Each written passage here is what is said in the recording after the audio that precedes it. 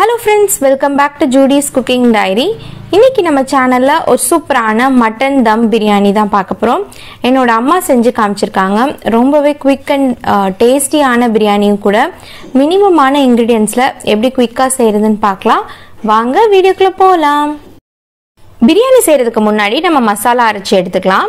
Mixie ஜார்ல பட்டை, கிராம்பு, ஸ்டார் அனீஸ், கொஞ்சமா கல்பாசி, ஒரே ஒரு ஜாவித்ரி, 6 ஏலக்காய்,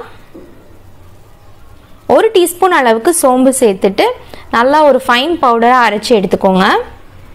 இது நிறைய குவான்டிட்டியில் பண்ணிங்கன்னா ஒரு ஏர்டைட் கண்டெய்னரில் கூட போட்டு வச்சுக்கலாம். 7-8 பச்சை மிளகாய் எடுத்துக்கிறாங்க. அதே ஜாரில் கொஞ்சமாக புதினா இலை, கொஞ்சமாக கொத்தமல்லி இலை சேர்த்துட்டு தண்ணி விடாமல் நல்லா ஒரு பேஸ்ட்டாக அரைச்சி எடுத்து வச்சுக்கோங்க. இப்போ அதே ஜாரில் 15 சின்ன வெங்காயம் அப்படியே முழுசாக சேர்த்து அதையும் அரைச்சி தனியாக எடுத்து வச்சுட்டு இப்போ நம்ம பிரியாணி செய்கிறதுக்கு முன்னாடி மட்டனை வேக வச்சு எடுத்துக்க போகிறோம். ப்ரெஷர் குக்கரில் 1/2 கிலோ அளவுக்கு மட்டனை நல்லா வாஷ் பண்ணிவிட்டு இதில் சேர்த்துட்டு 1/2 டீஸ்பூன் அளவுக்கு இஞ்சி பூண்டு பேஸ்ட் சேர்த்துக்கிறாங்க. இதில் காரத்துக்கு ஏற்ற அளவு மிளகாய்த்தூள் சேர்த்துக்கோங்க. 1 டீஸ்பூன் மிளகாய்த்தூள், 1 டீஸ்பூன் தனியாத்தூள், கொஞ்சமாக மஞ்சத்தூள், தேவையான அளவு உப்பு சேர்த்துக்கோங்க. நம்ம இப்போ மட்டன் வேக வைக்கிறதுக்கு மட்டும்தான் உப்பு சேர்த்துருக்கோம். கொஞ்சம் நல்ல வாசனைக்காக புதினா கொத்தமல்லியை கொஞ்சமாக சேர்த்துட்டு ஒரு முழு தக்காளியை நல்லா ரஃப்பாக சாப் பண்ணி சேர்த்துக்கோங்க. ஏன்னா வேக வைக்கிறப்ப நல்லா மசிஞ்சு வந்துடும். இந்த மட்டன் மூழ்கிற அளவுக்கு மட்டும் தண்ணி ஊற்றி நம்ம வேக வச்சு எடுத்துக்க போகிறோம். உங்கள் மட்டன் 20 நிமிஷம் வேகும் அப்படின்னா ஒரு 5 நிமிஷம் கம்மி பண்ணி வேக வச்சுக்கோங்க. 15 மினிட்ஸ் நான் வேக வச்சு எடுத்துக்க போகிறோம். ஸோ இதுக்கப்புறம் அடுத்து தம் போடுறப்ப இன்னும் மட்டன் நல்லா சாஃப்டாக வெந்து வந்துடும். மட்டன் நல்லா வெந்ததுக்கப்புறம் நம்ம பிரியாணி செய்ய ஸ்டார்ட் பண்ணிடலாம். ப்ரெஷர் குக்கரில் ஒரு 4-5 டேபிள் ஸ்பூன் அளவுக்கு நெய் சேர்த்துக்கோங்க. கிட்டத்தட்ட 1/4 கப் அளவுக்கு நெய் சேர்த்துக்கோங்க. நெய் நல்லா உருகினதுக்கப்புறம் நம்ம முழு கரம் மசாலா சேர்த்துக்கலாம். பட்டை, கிராம்பு, ஏலக்காய் 1-2 கிராம்பு, 1 ஏலக்காய், 1 பிரிஞ்சி இலை சேர்த்துக்கோங்க. இப்படி முழுசாக சேர்க்கறதுனால இன்னும் கொஞ்சம் அந்த பிரியாணி ஃப்ளேவர் அதிகமாக கிடைக்கும். நல்லா பொரிஞ்சு வந்ததுக்கப்புறம் பெரிய வெங்காயம் சேர்த்துக்கலாம். 3 பெரிய வெங்காயத்தை நீளமாக கட் பண்ணி இதில் சேர்த்துக்கிறாங்க. இந்த வெங்காயம் நல்லா வதங்கி வரணும். இந்த வெங்காயத்தோட கலர் தான் உங்களுக்கு பிரியாணி நல்லா பிரைட் கலரில் கிடைக்கும். ஓரளவுக்கு டார்க் ப்ரௌன் அளவுக்கு போயிடக்கூடாது. அதுக்கு முன்னாடி ஸ்டேஜ் வரைக்கும் நல்லா வதக்கிக்கோங்க. இப்போ நான் காமிக்கிறேன் பாருங்கள். வெங்காயம் நல்ல ஒரு கோல்டன் கலரில் வதங்கி வரணும்.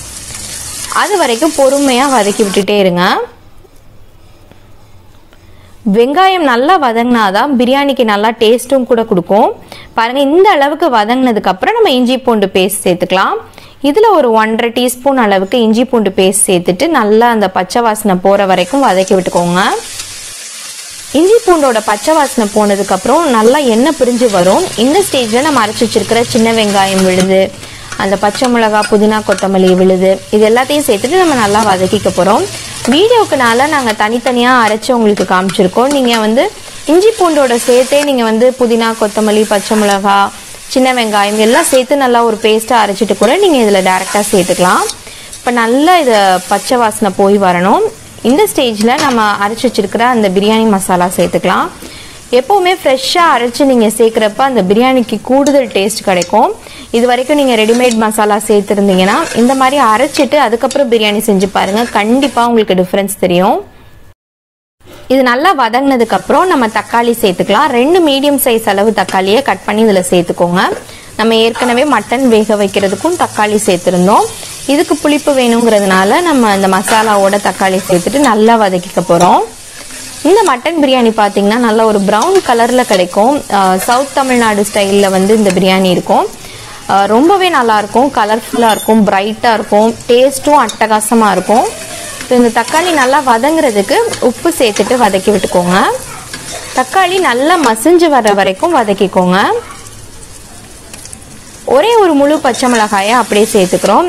சில பேருக்கு அரைச்சி சேர்க்கறத விட முழுசாக சேர்த்தா கொஞ்சம் அந்த பச்சை வாசனை ரொம்ப பிடிக்குங்கிறவங்க சேர்த்துக்கோங்க. இப்போ நல்லா வதங்கினதுக்கப்புறம் நம்ம ஏற்கனவே வேக வச்சிருக்கிற அந்த மட்டன் பீசஸை மட்டும் இதில் சேர்த்துக்க போகிறோம். அந்த தண்ணியை கடைசியாக வச்சுக்கலாம். ஸோ மட்டன் பீசஸை சேர்த்துட்டு அந்த மசாலாவோட நல்லா பிரட்டி எடுத்துக்கலாம். அந்த மசாலாவோட சேர்த்து நல்லா மிக்ஸ் பண்ணி விட்டுக்கோங்க. இந்த மசாலாவுக்கு தேவையான அளவு கொஞ்சமாக மிளகாத்தூள் மட்டும் இப்போ சேர்த்துக்க போகிறோம். தேவைப்படுறவங்க சேர்த்துக்கலாம். கொஞ்சம் காரம் எதிர்பார்க்குறவங்க, பிரியாணி எப்போவுமே கொஞ்சம் காரமாக இருந்தால் நல்லாயிருக்கும். ஸோ தேவைப்படுறவங்க சேர்த்துக்கோங்க. சேர்த்துட்டு நல்லா மிக்ஸ் பண்ணி விட்டுக்கலாம். லைட்டாக அடி பிடிக்கிற மாதிரி இருக்கும், பட் நம்ம தயிர் சேர்க்க போகிறோம். சேர்த்துட்டோம்னா நல்லா அது மிக்ஸ் ஆகி வந்துடும். 1 டேபிள் ஸ்பூன் அளவுக்கு நல்லா புளிப்பான தயிர் சேர்த்துக்கிட்டிங்கன்னா ரொம்பவே நல்லாயிருக்கும். இப்போ சேர்த்துட்டு நல்லா மிக்ஸ் பண்ணி விட்டுக்கோங்க. தயிர் சேர்த்துட்டு நல்லா மிக்ஸ் பண்ணதுக்கப்புறம் நம்ம ஃபைனல் ஸ்டெப்புக்கு வந்தாச்சு. அரிசி வேக வைக்கிறதுக்கு தண்ணி சேர்த்துக்க போகிறோம். இதுக்கு 2 டம்ளர் அரிசி எடுத்திருக்கோம். 2 டம்ளர் அரிசிக்கு 4 டம்ளர் தண்ணி வேணும். ஸோ அதில் 1.5 டம்ளர் அளவுக்கு நாங்கள் மட்டன் வேக வைக்கிறப்ப இருந்த அந்த தண்ணி இருக்குல்ல, அந்த மட்டன் சூப் அதை இதில் சேர்த்துக்கிறோம் ஃபஸ்ட்டு. ஸோ அந்த மட்டன் சூப்பை வேஸ்ட் பண்ணிட வேண்டாம். ஸோ அதுதான் உங்களுக்கு அந்த பிரியாணிக்கு நல்ல ஒரு ஃப்ளேவர் கொடுக்கும். கண் திட்டமாக பண்ணுறேன்னு சொல்லிட்டு பிரியாணியை சொதப்பிடக்கூடாது. ஸோ அதனால் மெஷர் பண்ணியே எப்போவும் ஊற்றிக்கோங்க. தண்ணி ஆட் பண்ணதுக்கப்புறம் இந்த ஸ்டேஜ் நம்ம கரெக்ட் பண்ணிக்கிற ஸ்டேஜ். இதில் உப்பு, காரம், புளிப்புலாம் இருக்கான்னு செக் பண்ணிக்கோங்க. உப்பு தேவைப்பட்டால் உப்பு சேர்த்துக்கலாம். காரம் தேவைப்பட்டுச்சுன்னா மிளகாத்தூள் சேர்த்துக்கோங்க. புளிப்பு தேவைப்பட்டுச்சுன்னா தக்காளியை கட் பண்ணி போடலாம், இல்லை லெமன் ஜூஸ் புழிஞ்சு விட்டுக்கலாம். ஒருவேளை உப்பு ஜாஸ்தி ஆயிடுச்சுனாலும் நீங்கள் லெமன் புழிஞ்சு விடுறப்ப உங்களுக்கு அந்த உப்பு பேலன்ஸ் ஆகி வந்துடும். ஸோ நல்லா கொதிச்சு வந்துருச்சு. இந்த ஸ்டேஜில் நம்ம அரிசி சேர்த்துக்கலாம். 2 கப் அளவுக்கு சீரக சம்பா அரிசியை நல்லா வாஷ் பண்ணிவிட்டு ஒரு 15 நிமிஷம் ஊற வச்சுருந்தோம். ஸோ அதை தண்ணி ஃபுல்லாக வடிச்சிட்டு இதில் சேர்த்து நல்லா மிக்ஸ் பண்ணி விட்டுக்கோங்க. பாஸ்மதி ரைஸ் தான் சீக்கிரமாக உடைஞ்சிரும். சீரக சம்பா அவ்வளவா உடையாது, இருந்தாலும் கேர்ஃபுல்லாக பார்த்துக்கோங்க. அரை லெமனை நல்லா கட் பண்ணி புழிஞ்சு விட்டுக்கோங்க. புழிஞ்சு விட்டதுக்கப்புறம் மூடி போட்டு 5 மினிட்ஸ் கொதிக்க விடுங்க. 5 நிமிஷம் கழிச்சு ஓரளவு தண்ணி உறிஞ்சி வந்துடும். இந்த ஸ்டேஜில் பார்த்தீங்கன்னா அரிசி மேலால் தெரிய ஆரம்பிக்கும். இப்போ நம்ம தம் போட வேண்டிய ஸ்டேஜ். ஒரு வாட்டி கிளறி விட்டுட்டு மூடி போட்டு மேலே ஒரு வெயிட்டான பாத்திரம் இல்லை தண்ணி நிரப்பி அந்த பாத்திரத்தை மேலே வச்சிட்டிங்கன்னா ஸ்டீம் வெளியே போகாமல் இருக்கும். சிம்மில் அடுப்பை வச்சுட்டு 15 நிமிஷத்துக்கு டிஸ்டர்ப் பண்ண வேண்டாம். 15 நிமிஷம் கழித்து அடுப்பை ஆஃப் பண்ணிடுங்க. 10 நிமிஷம் ஓப்பன் பண்ணிடக்கூடாது. 10 நிமிஷம் கழித்து நம்ம ஓப்பன் பண்ணி பார்த்தோம்னா நல்லா உதிரியான சூப்பரான நல்ல வாசனையான டேஸ்டான மட்டன் பிரியாணி நமக்கு ரெடி ஆயிடுச்சு. பர்ஃபெக்டான கன்சிஸ்டன்சியில் நமக்கு பிரியாணி ரெடி ஆயிடுச்சு. கண்டிப்பாக இந்த ரெசிபியை ட்ரை பண்ணி பாருங்கள். நம்ம தம் போட்ட ஸ்டேஜில் மட்டன் நல்லா சாஃப்டாக பஞ்சு மாதிரி வெந்து வந்துருச்சு. அந்த தட்டை ஓப்பன் பண்ணோன்னே ரொம்பவே அந்த ஃப்ளேவர் அப்படியே நமக்கு அந்த வீடு ஃபுல்லாக நிரம்பி வரும். கண்டிப்பாக இந்த ரெசிபியை ட்ரை பண்ணி பாருங்கள். ட்ரை பண்ணி பார்த்துட்டு எப்படி இருந்துச்சுன்னு எனக்கு கமெண்ட்டில் ஃபீட்பேக் சொல்லுங்கள். இதே மாதிரி இன்னும் சூப்பர் கலக்கலான ரெசிபீஸ்லாம் நம்ம சேனலில் வந்துட்டே இருக்குது. நீங்கள் நம்ம சேனலை இன்னும் சப்ஸ்கிரைப் பண்ணாமல் பார்க்குறீங்கன்னா மறக்காமல் சப்ஸ்கிரைப் பண்ணிவிட்டு பக்கத்தில் இருக்கிற பெல் ஐக்கான் ப்ரெஸ் பண்ணிவிட்டு நோட்டிஃபிகேஷன்ஸில் ஆல்னு ப்ரெஸ் பண்ணிக்கோங்க. நான் உங்களை இன்னொரு இன்ட்ரெஸ்டிங்கான ஒரு வீடியோவில் மீட் பண்ணுறேன். அது வரைக்கும் ஸ்டே டியூன். தேங்க்ஸ் ஃபார் வாட்சிங். பாய்.